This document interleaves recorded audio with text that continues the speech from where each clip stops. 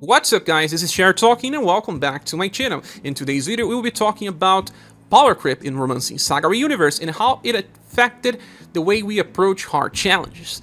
Well, we are past 3rd year anniversary, we lived through many different generations of characters, mechanics, strategies, and it all changed for different reasons. And I want to go back in time and talk about every little different strategy used. So we'll be focusing on hard challenges in this video. I may do one for farming, but later.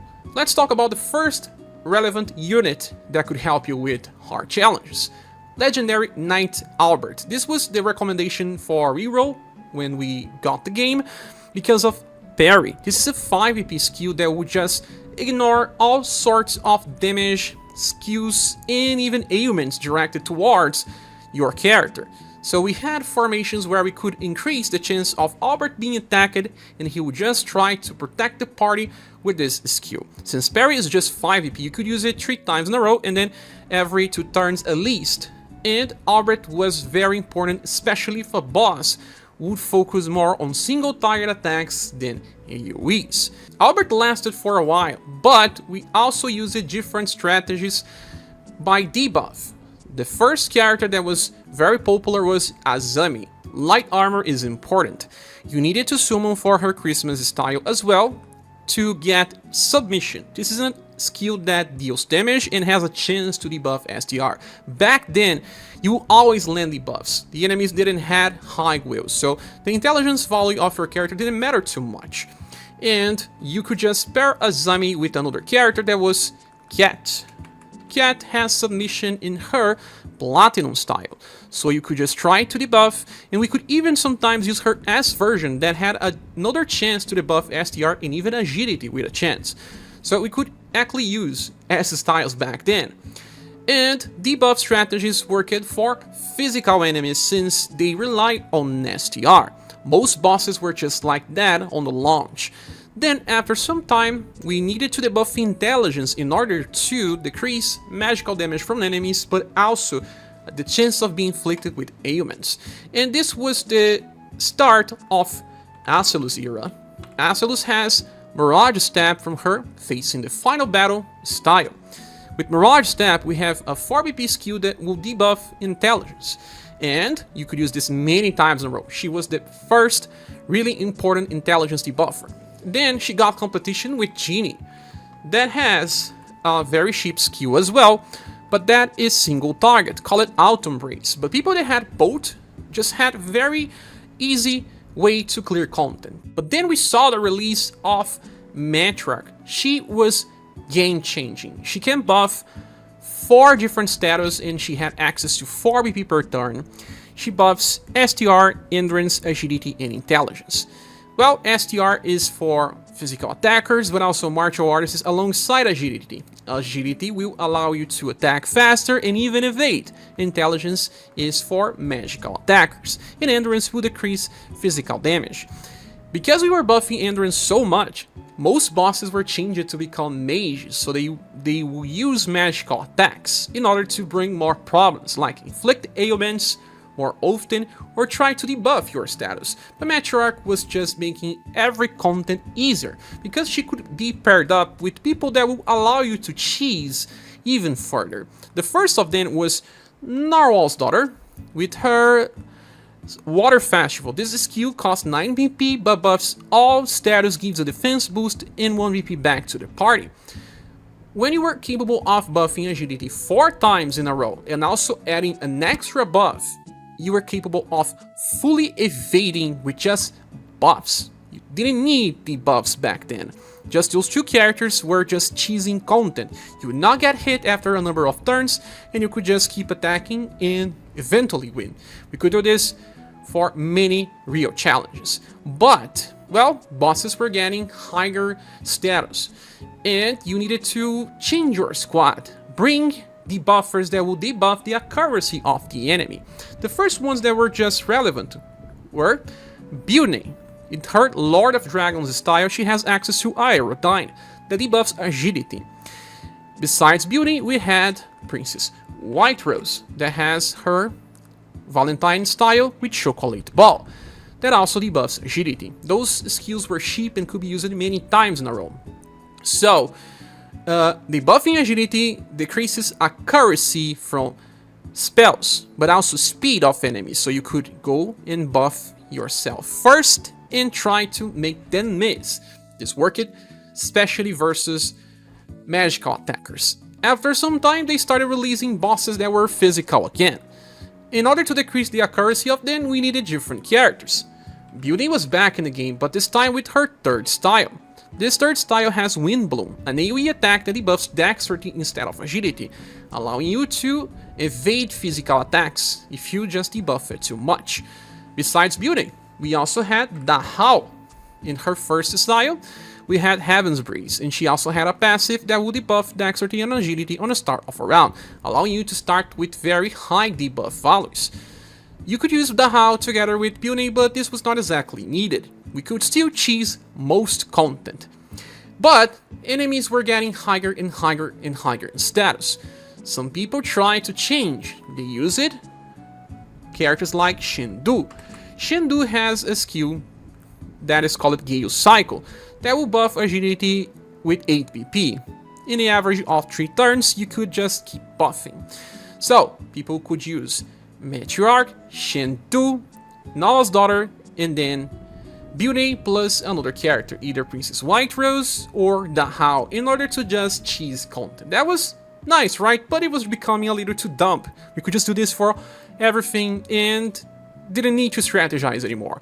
So developers thought about changing this, and they wanted to break this easy cheese from our hands. What have they done? They created a skill called Defy Weakness. Defy Weakness is a skill that will just removes all debuffs applied to a boss. That means that everything you try to debuff is now gone.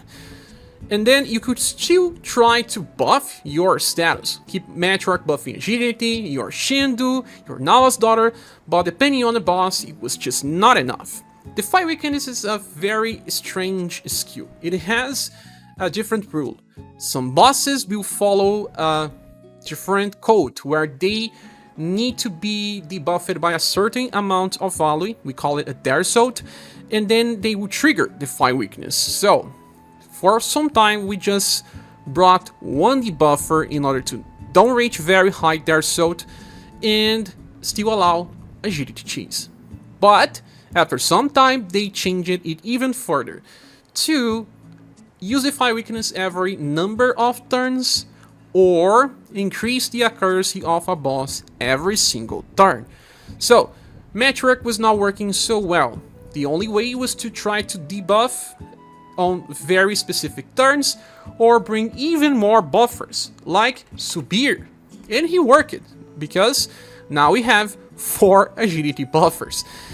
But his time was not very long, because when he got released, we got the launch of someone that changed the damage of this game forever.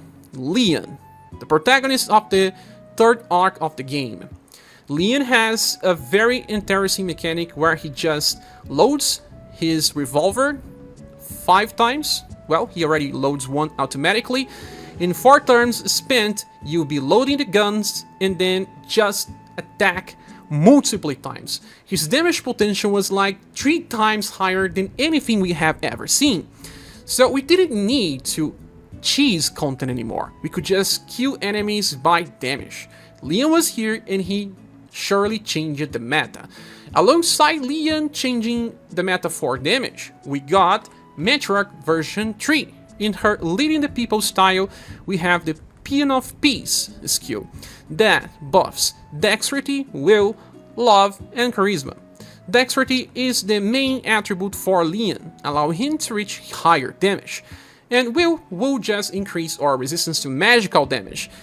It's this point where bosses will become very crazy on applying ailments, and we will need to bring Matriarch in order to survive, because if you get confused or charmed or petrified, it's over. Remember that when you are paralyzed or with some ailments, you lose all your buffs, you lose all your damage reduction passives, and you will be unprotected. If you die, your character won't revive with buffs applied. And then by buffing love and charisma, we were capable of healing better. And that led us to use characters that will heal much more. One of them, Mirza. Mirza was a character that also changed the meta forever. He got a buff in the global version of the game called Steel Blade Light. This skill has triple S power and it will heal for around 800. That is without Matriarch. With Matriarch, this was just reaching 1.4 thousand heals on max potential. So with a party made of Matriarch, Mirza, and Leon, you need just 2 support units in order to keep everyone alive, because you would eventually kill the enemies after Leon was ready. You didn't need a secondary damage dealer, even though Mirza was just very good by himself. Well, back on this time, we also got a character that changed bosses forever. That was Final Impress. Final Impress got released in a very special banner. The Victory Celebration banner that brought this Impress, and then also brought Emperor alongside Leon. Characters that just were too strong for their time. Leon was a buffer, but his buffs is just a little hard. It's 13 BP. He also brought Steel Blade Light, but Final Impress has something that it's not found in anyone else. It's the shield. Impress has a shield that negates all damage by 1 turn. We could use this 2 turns. So Leon and Final Impress were just too good. She was also bringing Scrum Guard, decreasing damage taken by 20% for the whole fight as long as everyone is alive, and she could just protect everyone in 2 turns, allowing Leon to load his bullets and also allowing Mirza to charge his BP to heal the party when needed. So alongside this new way to survive and do more damage, bosses were just getting higher and higher amounts of HP. And they also started doing more and more damage because we could heal well, right? So after some time, they just figured, what can we do in order to break most strategies? Let's bring buff break. And they did it. So sometimes your Matriarch could not buff the team because bosses will just remove all buffs you applied. And in those situations, you needed something extra to survive. Well, Impress still works here because she has a Scrum Guard. That will decrease damage taken by 20%. But this was also the advent of other types of characters that brings defense boost or guard up, like Golden Ball. Golden Ball was here on the meta because she just has very high endurance and buffs endurance when she gets hit, but she also gives guard up. Guard up was a way to decrease damage without thinking too much about your endurance or will. Besides Golden Ball, we also had other characters, like Princess White Rose. In her global access style, we had access to a way to just buff will on each hit, much like Golden Ball, but for will instead of endurance. It was also during this time that bosses started getting buffed, because Leon was just killing everyone. Then, why not bring more layers to a boss fight? Well, they made bosses that had very high chances of inflicting ailments. So, even Matriarch buffing will were not enough. You needed something extra. Princess White Rose was the answer, because when she got hit, she was buffing everyone's will.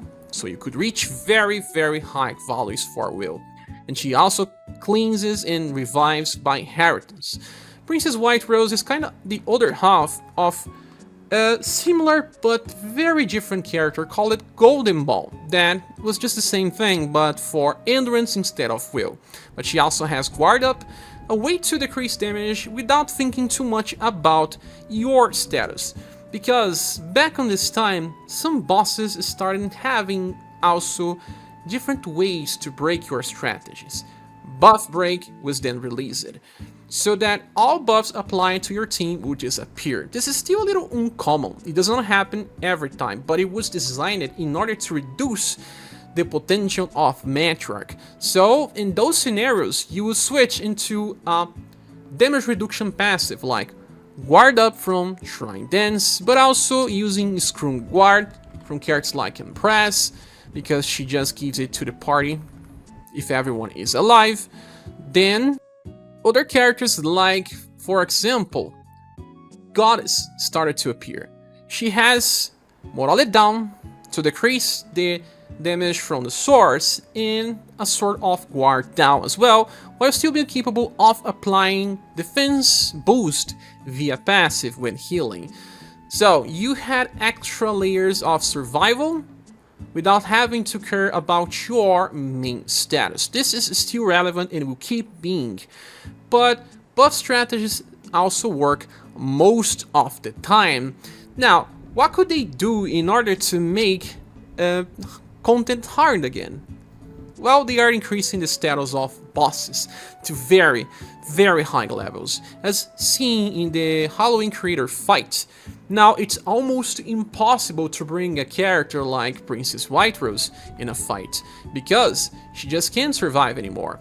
She doesn't have a damage reduction passive on her own, and her endurance and Mew are not that high anymore. This is the standard way of applying power creep. When bosses have very high status and your characters just need more. After Leon dominated damage versus bosses, we got the release of alternatives, especially Silver, that has two different styles and she only needs to use one skill to load two different chases, and then she would just do damage from turn 2 onwards, whereas Leon needs at least 4 turns to prepare himself. For shorter fights, Silver is enough, and she handles many different elemental types. Leon is still better for very long fights. Other alternatives include the latest version of Gwen. If you have his UDX style, he has very strong attacks. Then after Gwen, we also have Chooser, that is a very strong character that can also use a skill that loads bullets to do more damage. Another one that has a chase mechanic and skill super well is the latest version of Arthur.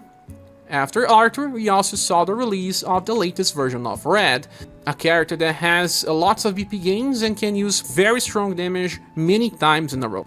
There are other damage dealers, but I do believe those are the most interesting ones. And for support, Final Press is starting to look old because of Gustave. We have his tank version, the Fated Hour Comes, that can inherit from his last paint style, the skill called Let's Paint. With this, you apply attack boost, defense boost, guard up, and morale up. Lots of effects in a single character to, well, reduce the need of support in your party. Now, Gustav may just be enough, and he is replacing Empress in my squads 95% of the time. Things are changing, with characters like Melissa in her latest style. The Global X banner was game-changing. She blocks 1 hit per turn. She has 2 damage reduction passives. That's the same thing with Witch's Daughter that has 2 damage reduction passives. Those 2 characters are really important, and they also work so well like the anniversary characters Polka, that I didn't mention but was a replacement for Mirza by being much stronger and healing faster. Now, with the latest Chef Polka, you can inherit Steelblade Phoenix in a character that has multiple layers of damage reduction. The same thing with Liz, anniversary style, being capable of decreasing damage taken 2 times. Well, this is the future. Right now we are living this moment, where your characters need at least 1 damage reduction passive to survive well. But if they have 2, then they are prepared for the future.